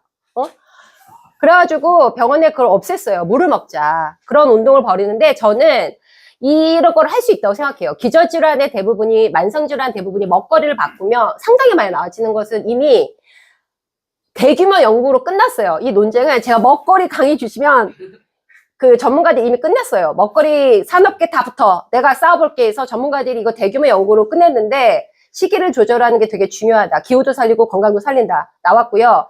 지금 이게, 제가 너무 많이 쓰는데 지금 이게 코로나 때예요, 여러분. 우유는 계속 벌어지고 가운데 이게 푸드뱅크거든요. 감옥 같죠, 감옥. 미국 푸드뱅크예요. 이거 지금 캘리포니아 주였나?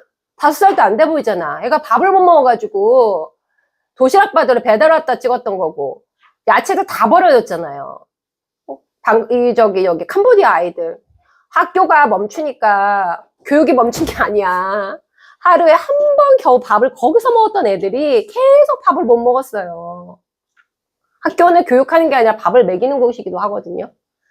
어쨌든 지금 이런 문제가 비일비재하고 이 모든 것의 주범이 대부분 미국식으로 이루어지는 농업의 문제입니다. 집약식 농축산업이라고 불려지는 것인데 여기 잘 안 보이시는데 여기 돼지가 제가 동물권 오늘 얘기하려는 건 아니니까 동물들이 이렇게 모아져서 키우려면 여기 가운데 먹이가 있어요. 이걸 집약식, 이거를 만들려면 여러분 무슨 미국 영화 같은 거 보면 똑같은 풀 있고 GMO, 걔네 다 GMO 옥수수와 콩을 쓰니까 아니면 사료용만이거든요. 그러니까 미국 가서는 옥수수 드시지 마세요. 미국 옥수수는 100% 저는. 근데 그러면은 단일 작물이니까 토양도 오염시키지만 얘네는 그 단일 GMO를 뿌려서 GMO 농약을 갖다 그냥 비행기로 뿌리잖아요. 그 영화에 막 나오잖아요. 농약 뿌리는 게. 그게 엄청난 온실가스를 내뿜는 거예요. 토양 오염도 시키지만. 얘네를 이렇게 키우려면 그 집약지, 여기가 공자재 축산업이 있으면 옆에 그만한 농장이 있어야 돼요. 그러니까 그런 농업 형태로 하고 얘네가 전 세계 수출을 하는 거죠. 근데 오른쪽에 보시면 이 여성 노동자들 아직도 지금 기저귀 차고 일하세요. 이 컨베이어 벨트가 너무나 많이. 그래서 이런 방식의 먹거리 산업으로 우리가 살아야 할 것이냐라는 문제가 있는 거고, 아까 얘기 드린 겁니다. 이게 하나만 그냥 어려운 얘기인데 그냥 넘어가시고, 세계질병보단분이라고 해서 전 세계 사람들이 무엇 때문에 가장 병에 걸리고 무엇 때문에 많이 죽는가를 매번 조사해요. 1위가 바뀌었습니다. 영원한 1위는 타바코였어요. 2018년, 19년에 한국에 보도됐는데 바뀌었어요, 순위가. 먹거리로. 가장 많이 병에 걸리고 가장 많이 사망하는. 그만큼 초가공, 울트라 가공 식품이 너무 많아진 거예요.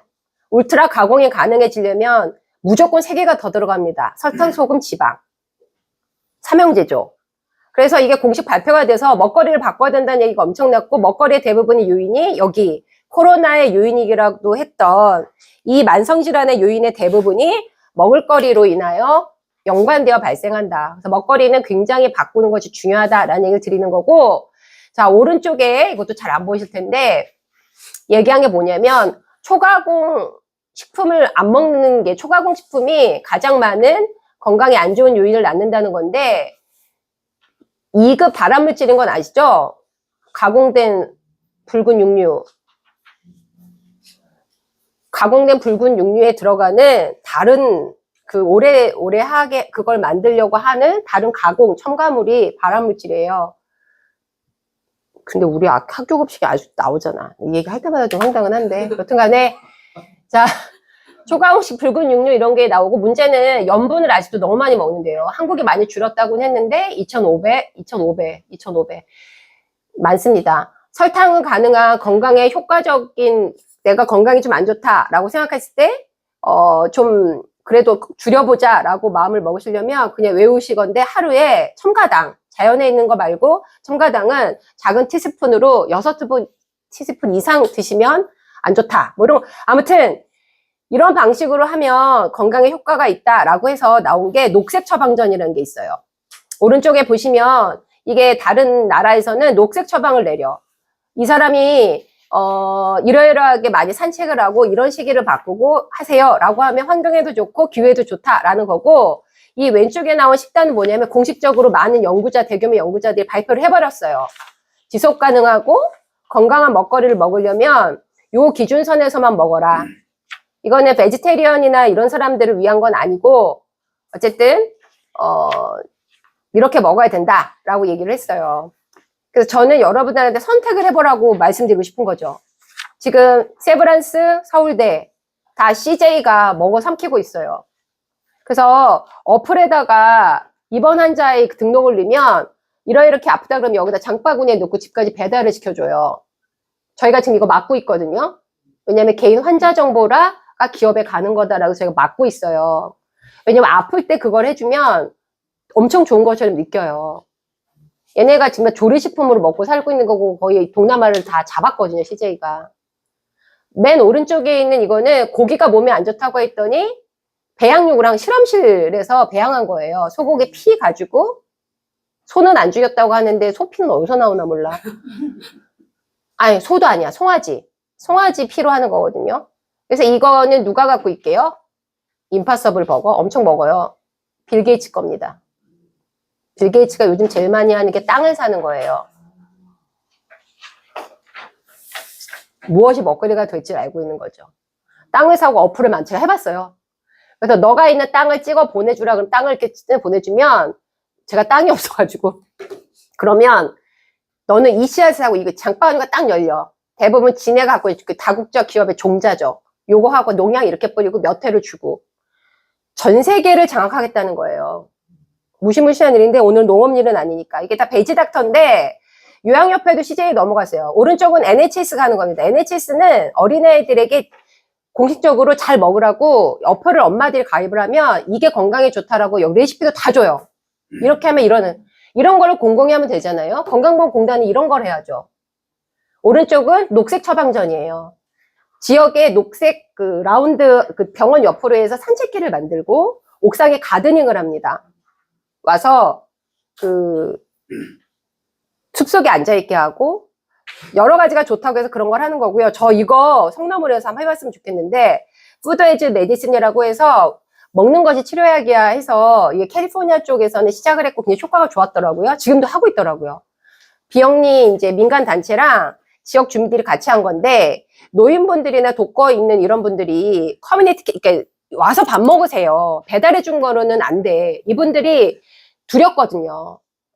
그러니까 일단은 사람들 만나는 것도 힘들어하고, 근데 몸이 어려워서 못 나오는 장애인분들도 있고요. 근데 이걸 가족 단위들이 와서 커뮤니티 키친을 하나 만들어서 야채나 버섯이나 이런 걸로 조리를 하고 그 음식을 따뜻한 상태에서 배달해 주는데 아이들은 엄마가 요리하면은 엄마라고 하면 안 되는데 아빠가 같이 요리하면은 옆에 와서 손편지 쓰는 거예요.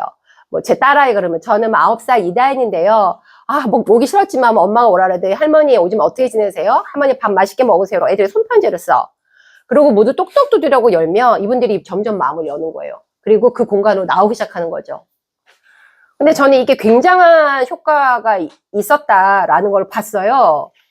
그래서 저는 이거를 좀, 이쪽에서 좀 해보시면 어떠냐? 그리고 실제로 의료비가 엄청 감축됐대요.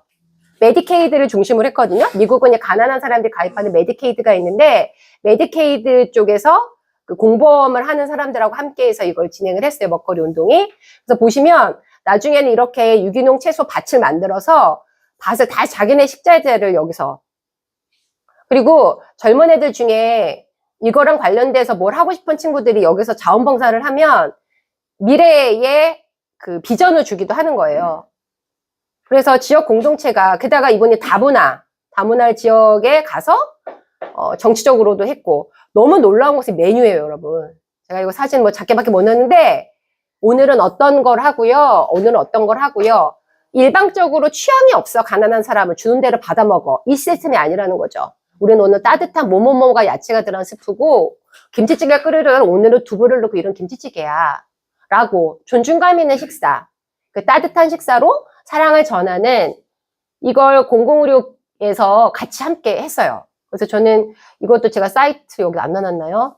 푸드에이지 메디슨 하면 사이트 있는데, 해서 보시면 좋은 그게 될 거다. 그리고 이 얘기는 제가 안 해도 될 것 같아요. 공공병원이 충분한 모델을 가지고 좋은 건강을 어떻게 하면 평등히 할 것이냐라는 문제로 갈 수 있다. 그리고 제가 말씀드린 이런 방식으로 우리가 접근을 한다면 당연히 여러 가지의 건강 불평등의 기원들을 조금 이제 사회로 알릴 수 있잖아요. 해결을 못 하더라도 저분이 저렇게 된 거는 이런 이유가 있대, 이런 게 부족하대 라는 문제들을 알리는 그런 공공병이 될 수도 있겠다. 그래서 그런 방향으로 좀 나아가는, 이거는 마지막으로 제가 정한 게 아니에요. 나중에 읽어보시면 그 감염병 대응 체계는 이건 역학교과서 100일장이라고 해서 공식 의사들이 배우는 감염병 체계예요. 여기 보면 사람들이 감염해서 다 살려면 돈도 다 줘야 돼, 이런 얘기예요. 이걸 민간병원이 할 수 있겠습니까? 공공병원의 역할은 그런 방식일 거다. 그래서 저는 제안하건대 공공병원의 역할을 지역사회 돌봄과 연결시켜서 우리는 의존하는 사람이다. 비의존이고 자립적 인간은 허구고 신하다. 그래서 돌봄 윤리에 입각한 그런 방식으로 진행이 됐으면 좋겠다는 거고, 케어 반대는 케어리스예요. 케어리스의 뜻은 무관심이죠. 무관심한 사회가 되지 않으려면 돌봄을 해야 돼요. 이 돌봄이 그냥 말이 좋아 돌봄이다 이렇게 생각할지 모르겠는데, 돌봄을 공부 좀만 하시면 돌봄은 무조건 행동이에요. 돌봄은 무조건 태도예요. 몸이 하는 거예요. 몸이. 그래서 관심이 있으면 돌봄으로 가자. 근데 다만 모르겠어요. 복지국가에서 돌봄국가로 이런 표어도 좀 저는 지지하는 측면은, 복지국가는 사실은 저 사람이 요게 필요해, 요게 필요해, 요게 필요해 이렇게 나눠져서 하잖아요. 근데 복지국가는 애초에 의존을 전제로 하는 거기 때문에 관계성 측면에서 보는 거거든요. 그러니까 뭔가 전체적으로 무언가를 제공하고 주는 시스템, 이런 측면이라서 좀 돌봄 국가의 방식으로 얘기를 하면 좋겠다. 그리고 저는 계속 주장하는 거, 너무 큰 얘기고 되겠냐? 라고 생각할지 모르겠지만 여러분, 불가피해요. 재난의 시대에 우리가 살아남으려면, 그리고 제 딸아이가 계속 생존하려면 우리는 가능성을 옹호해야 하고, 얼마 전에 돌아가셨죠? 프레드릭 제임슨이 한 말인데, 사람들이 자본주의 종말은 상상을 못해. 근데 인류가 종말하는 거 막 상상해. 아니요. 자본주의도 얼마 안 됐어요. 그 종말을 또 생각해 봅시다. 두 번째는, 비용이 너무 많이 들어. 이게 시장이 되겠어? 누구 비용이 많이 든다는 거야? 나랑 무슨 상관이야? 대안을 옹호하고, 무엇보다도 연대를 옹호하자. 환경운동을 하거나 뭘 하는 분들이 대부분 자기 정원 가꾸기 하고, 이 따옴표 부자들이 환경운동을 하는데, 기후변화 이런 부분도 싸워야 해요. 그래서 생태학을 넘어서서 함께 싸우는 그런 방식으로 가면 좋겠다라는 얘기고, 공공병원은 질병의 사회적 기원도 드러낼 수 있고, 국가의 왼손, 국가는 오른손, 경제 관료들이라든가 이런 것만 있는 게 아니라 자본주의 사회에서도 국가의 왼손이 있다. 돌보고, 의료, 교육 이런 걸 회복할 수 있고, 이런 걸 하다 보면 다른 세계가 있겠네? 라고 생각할 수 있겠죠. 제가 좋아하는 분입니다. 제가 가끔 너무 힘들 때 이번 책을 그냥 아무 페이지나 넘겨서 보는데 꽂혀 있어요. 많은 경우 실패는 문제를 너무 협소하게 이해하는 데서 비롯된 것이다. 안 될 땐 다시 생각해보고 더 좁혀 생각하지 말고 더 복잡하게. 현대사회 무슨 문제 하나를 해결하려더라도 너무 복잡합니다. 근데 복잡성을 잃지 않고 전체를 얘기할 수 있는 그런 게 있으면 좋겠습니다. 여기 넣지 못했는데 필요하신 분께 드릴게요. 이거는 좀, 뭐 제가 오늘 얘기는 하지 않았지만 저희가 정부에 낸 체계입니다. 체계 방식으로 어떻게 하면 좋겠다라는 얘기도 나중에 기회가 되면 드리는 게 있으면 좋겠습니다. 어쨌든 시간 많이 썼네요. 죄송합니다. 마치겠습니다.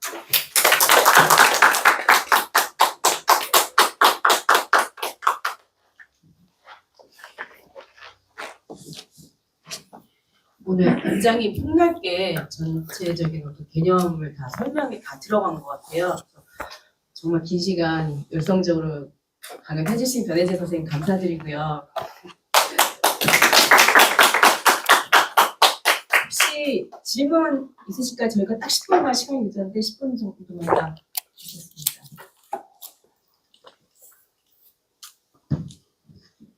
혹시 내가 꼭 이거 소감 꼭 얘기하겠다 하시는 분 계세요?